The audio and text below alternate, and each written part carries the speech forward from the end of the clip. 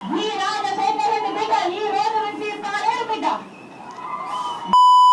Friends, నేను మీరు Ahmed Pasha. Welcome to the media report. ఈ రోజు ఈ వీడియో అన్నది నిజంగా చాలా ఎంటర్టైన్మెంట్గా ఉండబోతుంది. అందుకే వీడియోని ఎక్కడ స్కిప్ చేయకుండా మొత్తం వీడియోని తప్పకుండా చూడండి.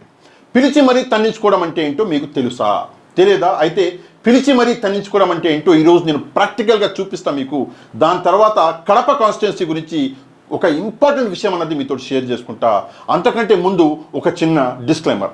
ఈరోజు నేను ఈ వీడియోలో మాట్లాడబోయే కంటెంట్కి నాకు ఎట్లాంటి సంబంధం లేదు. ఆన్లైన్లో అవైలబుల్ ఉన్న కంటెంట్ని నేను నా సబ్స్క్రైబర్లతో షేర్ చేసుకుంటున్నా. అంతేకాని ఈ కంటెంట్ నాది కాదు, దీనికి నాకు ఎట్లాంటి సంబంధం లేదు. అయినా కూడా నా ఈ వీడియో చూసి ఎవరి మనోభావాలన్నా దెబ్బతింటే దానికి నాకు సంబంధం లేదు. ఇక మనం ఈరోజు మన టాపిక్లకు వెళ్ళిపోదాం. పిలిచి మరీ తన్నించుకోవడం. ఈ వీడియో చూడండి. ఆల్రెడీ మీలో కొంతమంది చూసుంటారు, అయినా ఈ వీడియో చూడండి. దీని తర్వాత కొన్ని ఇంపార్టెంట్ విషయాలు అనేది నేను డిస్కస్ చేస్తాను. పిలిచి మరీ తన్నించుకోవడం అంటే ఇదే. జగన్కి ఎందుకు ఓటేయాలో చెప్పండి. ఇటు వస్తాను.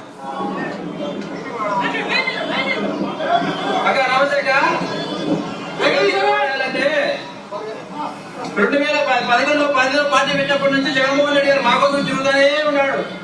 సమస్యలు ఏముంటే మా కోసం వచ్చినాడు, విన్నాడు, మా సమస్యలు విన్నాడు, నేను చెప్పినాడు. చెప్పిన మాట ప్రకారం జగన్మోహన్ రెడ్డి గారు మాకు అన్ని చెప్పిన ప్రతి ఒక్క హామీ నెరవేర్చినారు. పేద ప్రజల కోసం ఆయన 3000 కిలోమీటర్ పాదయాత్ర చేసి వాళ్ళ కష్టాలు విని మీ అందరికీ నేను న్యాయం చేస్తానని చెప్పినాడు. చెప్పిన విధంగా న్యాయం చేసినాడు. ఇక్కడ వచ్చిన ప్రతి ఒక్కరికి వారి కుటుంబాల్లో ప్రతి ఒక్కరికి సంక్షేమం అందింది. దానికి కారణం ఎవరంటే జగన్మోహన్ రెడ్డి గారే.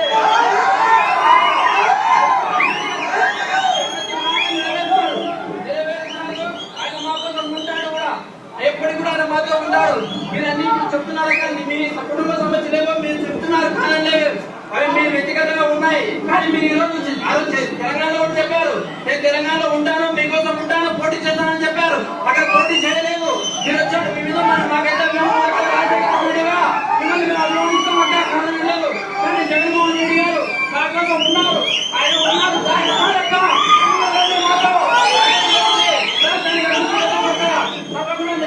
ఇప్పుడు మైక్ లాగేసుకుంటుంది లాస్ట్లో.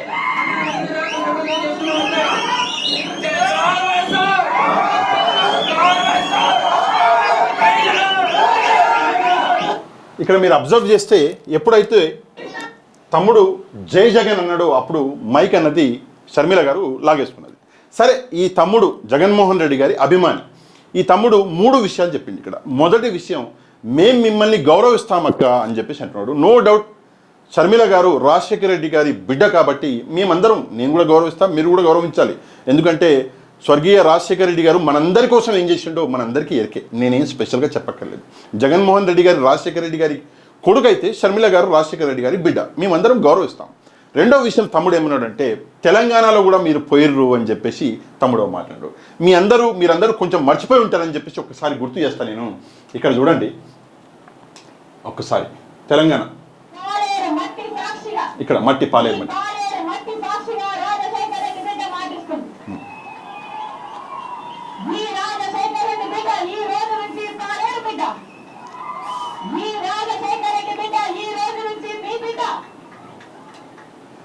రాజశేఖర్ రెడ్డి బిడ్డ, పాలేరు బిడ్డ, మీ బిడ్డ అని చెప్పేసి ఇక్కడ పాలేరు మట్టి పట్టుకొని మరి షర్మిల గారు పాలేరు ప్రజలకి, తెలంగాణ ప్రజలకి ప్రామిస్ అనేది చేసి ఆ ప్రామిస్ని మొత్తం తుంగల దుక్కేసి ఆమె మళ్ళీ పోయి ఆంధ్రప్రదేశ్లో పీసీసీ చీఫ్ అయింది.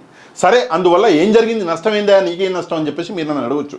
కాకపోతే చాలా పెద్ద నష్టం జరిగింది. ఏందా నష్టం అంటే, షర్మిల గారితో పాటు కలిసి నడిచిన 3 ఏళ్ళు కలిసి నడిచిన ఎవరైతే కార్యకర్తలు ఉన్నారో ఆ కార్యకర్తలు అందరూ రోడ్డు మీదకి వచ్చేసారు. ఎందుకు అంటే షర్మిల గారు పాదయాత్ర చేస్తుంటే వేలల్లో, లక్షల్లో, కోట్లల్లో ఖర్చు పెట్టిన కార్యకర్తలు ఉన్నారు.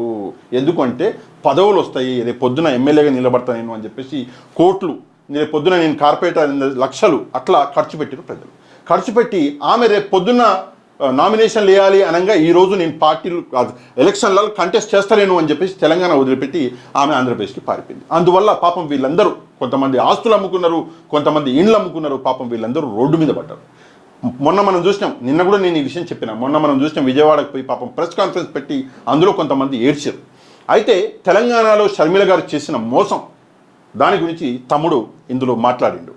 మూడవ విషయము చాలా ఇంపార్టెంట్ విషయము, తమ్ముడు ఇంకో మాట అన్నాడు, మీ కుటుంబ ప్రాబ్లము అని చెప్పేసి. ఇది చాలా ఇంపార్టెంట్ విషయం. మాకు మీరంటే గౌరవం యొక్క, మీ కుటుంబం ప్రాబ్లం ఏదైనా అయి ఉండొచ్చు, కుటుంబంలో గొడవలు ఏదైనా ఉండొచ్చు, కానీ మీరు ఇట్లా పోవడం కాదు, మీరు రండి, మనం అందరం కలిసి రాష్ట్రాన్ని బాగు చేసుకుందాం అని చెప్పేసి తమ్ముడు చాలా మంచి విషయం చెప్పిండు. కుటుంబ ప్రాబ్లం, ఈ కుటుంబ ప్రాబ్లం అన్నది ఎందుకు వచ్చింది అంటే గ్రీడీనెస్. ఏంటి ఆ గ్రీడీనెస్? పదవి కాంక్ష అన్నది షర్మిల గారికి పదవి కాంక్ష అన్నది పెరిగిపోయి ఆమె తెలంగాణకి పోతా, ఆంధ్రప్రదేశ్కి వస్తా, రేపు పొద్దున కర్ణాటకకి పోతా అని చెప్పినా కూడా ఆశ్చర్యపోవాల్సిన అవసరం మనం లేదు. ఏమో కర్ణాటక కూడా పోవచ్చు, ఆమె పోయి అక్కడ కూడా కంటెస్ట్ చేస్తా, అక్కడ కూడా మాకు ఆస్తులు ఉన్నాయి, అక్కడ కూడా మా నాన్న తిరిగిండు అని చెప్పేసి ఆమె చెప్పినా చెప్పొచ్చు, చెప్పలేం కదా.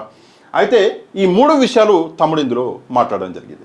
అయితే చాలా బాగా మాట్లాడింది, ఇందులో ఎట్లాంటి సందేహం లేదు. జగన్మోహన్ రెడ్డికి వీరాభిమాని అనుకుంటా ఈ తమ్ముడు చాలా బెస్ట్గా మాట్లాడిండు. మేబీ నాకు కూడా మైక్ ఇస్తే నేను అంతలా మంచిగా మాట్లాడేటోడిని కానేమో, మీరు కూడా అంతలా మంచిగా మాట్లాడేటోళ్ళు కాలేమో. కాకపోతే నేను షర్మిల గారిని ఒక ప్రశ్న అడగాలి. ఏంటంటే, ఎందుకమ్మా ఊకే ఉన్నోడిని పిలిపించి మరీ, ఎందుకని మైక్ ఇచ్చి మరీ తనించుకోవడం నాకు అసలు అర్థం కాలే. ఎందుకంటే షర్మిల గారు ఉన్నది కడపలో వైఎస్ఆర్ గారి అభిమానులు ఎట్లుంటారో అన్నది మొత్తం తెలుగు రాష్ట్రాలకు తెలుసు. కడపలో జగన్మోహన్ రెడ్డి గారి అభిమానం ఎట్లుంటుంది అన్నది మొత్తం రాష్ట్రాలకు తెలుసు. మనం కూడా కడప పోయినాం, అక్కడ మనం ప్రజల్ని అడిగినాము, పులివెందుల పోయినాం, ప్రజల్ని అడిగినాం, కర్నూలు పోయినాం, మనం కూడా అడిగినాం. అయితే ఆ అభిమానం అన్నది నేను డైరెక్ట్గా చూసిన.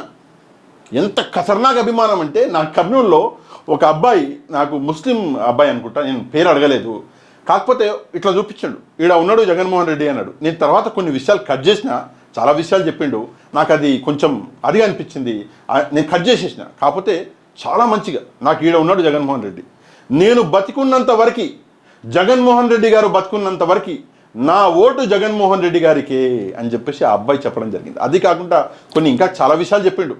ప్రాణాలు ఇవ్వు అని చెప్పేసి నాకు మాట చెప్తే అన్న కాళ్ళ దగ్గర పడేస్తా, ప్రాణాలు తీసుకుపోయి అన్నాడు.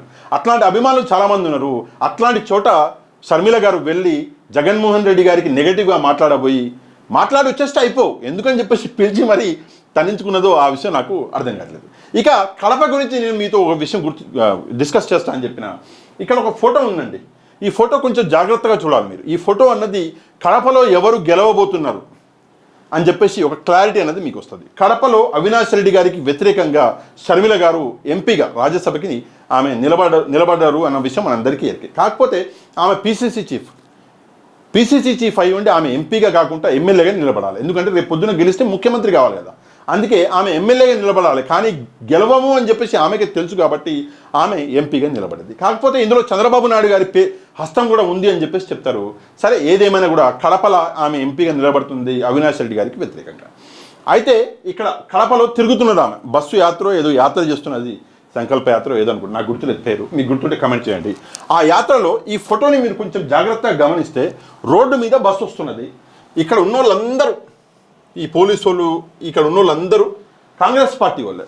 ఈ బస్సు మీద షర్మిల గారు ఉన్నారు. ఈ వెనకాల మీకు కనిపిస్తుంది, ఇక్కడ చూసినారా, ఇది మొత్తం ట్రాఫిక్. ఈ బస్సు వల్ల ట్రాఫిక్ జామ్ అయిపోయింది, ట్రాఫిక్ మొత్తం. ఇక్కడ ఉన్న వాళ్ళు మొత్తం కాంగ్రెస్ వాళ్ళే, సామాన్య ప్రజలు ఏది మరి. ఆమె పోయి మాట్లాడాలనుకుంటుంది సామాన్య ప్రజలతోటే. ఈ ఒక్క ఫోటో అనేది క్లారిటీగా చెప్తుంది కడపలో ఎంత వ్యతిరేకత ఉందో షర్మిల గారి. చాలా చాలా చాలా డీటెయిల్గా చెప్తుంది ఈ ఫోటో. అదే ఈ రోడ్డులో జగన్మోహన్ రెడ్డి గారు వచ్చుంటే ఇక్కడ ఒక సముద్రం అనేది మేము కనిపించేది. సరే, జగన్మోహన్ రెడ్డి వదిలేయండి, అవినాష్ రెడ్డి గారు వచ్చినా కూడా ఒక సముద్రం అనేది కనిపించేది. ఎందుకు అంటే అవినాష్ రెడ్డి గారు అయినా సరే, నేనైనా సరే, మీరైనా సరే, వేరే ఎవరైనా సామాన్యుడైనా సరే, పైన వెనకాల జగన్మోహన్ రెడ్డి అన్న స్టాంప్ ఉంటే ఆటోమేటికలీ ప్రజలు తప్పకుండా చూడాలి అనుకుంటారు. ఎందుకంటే జగన్మోహన్ రెడ్డి గారు ఎంపీ, జగన్మోహన్ రెడ్డి గారు ఎమ్మెల్యే. నాకు బాగా గుర్తుంది, నేను ఆమె పేరు అనేది మర్చిపోతున్నా. మీకు ఎవరికైనా గుర్తుంటే ఒకసారి కమెంట్ చేయండి. టీడీపీ ఎమ్మెల్యే, వాళ్ళ నాన్న ఉండే, ఆ నాయన చనిపోతే ఆమె వచ్చింది, ఎమ్మెల్యే అయింది కూడా, మొన్న ఓడిపోయింది. ఎందుకమ్మా ఓటమికి నీ ఓటమికి కారణాలు ఏంటి అంటే, నేను మా కాన్స్టిట్యున్సీల అపోనెంట్ తోటి నేను కంటెస్ట్ చేస్తున్నాను అనుకున్నా, కానీ ప్రతి కాన్స్టిట్యున్సీలో జగన్మోహన్ రెడ్డి నిలబడ్డాడు, జగన్మోహన్ రెడ్డి గారితో నేను కంటెస్ట్ చేస్తున్నా అని చెప్పేసి నేను అనుకోలేదు, ఊహించలేకపోయినా, అందుకే నేను ఓడిపోయినా అన్నది. నాకు గుర్తు రావట్లేదు, ఆమె పేరు ఏదో ఉంది. ఓకే, మీకేమైనా గుర్తుంటే ఒకసారి కమెంట్ చేయండి. ఆమె వచ్చేసి ఈయన మనోజ్ ఉన్నాడు కదా, తన వైఫ్ వాళ్ళ అక్క అనుకుంటా, ఓకే, నాకు పేరు గుర్తు రావట్లేదు ఆమెది, ఒకసారి మీరు కమెంట్ మాత్రం తప్పకుండా. చాలా బాగా చెప్పింది. ప్రతి కాన్స్టిట్యున్సీలో జగన్మోహన్ రెడ్డి గారి నిలబడ్డాడండి, మాకు అది అర్థం కాలేదు. మేము మా కాన్స్టిట్యున్సీలో ఎమ్మెల్యేని ఓడిస్తాం ఈజీగా అనుకున్నాం, కానీ ఆ ఎమ్మెల్యే వెనకాల ఉన్న జగన్మోహన్ రెడ్డి గారిని మేము చూడలేకపోయినాము, ఇది జగన్మోహన్ రెడ్డి గారి గెలుపు అని చెప్పేసి చాలా అంటే చాలా బాగా చెప్పింది. ఇది ఒక ఆస్పెక్ట్. ఈ ఆస్పెక్ట్లో ఇంకోటి కూడా ఉంది, సునీత గారి గురించి నేను నిన్ననే వీడియోలో మాట్లాడినా, మళ్ళీ నేను మొత్తం లెంతీగా మళ్ళీ మాట్లాడి మీ టైం వేస్ట్ చేయను. కానీ ఒక విషయం ఏంటంటే, తమ్ముడు ఈ వీడియోలో చెప్పిండు ఏమని అంటే, మీ కుటుంబ గొడవ అని చెప్పేసి. ఒక సామాన్య హత్యని నో డౌట్ అది చాలా దారుణమైన హత్య, వైఎస్ రాజశేఖర రెడ్డి గారి తమ్ముడి హత్య, దాన్ని మేమందరము అధ్యస్తాం. కానీ ఒక సామాన్య హత్య ప్రాబ్లం ఏంటి అంటే, అది ఇంటి ప్రాబ్లం.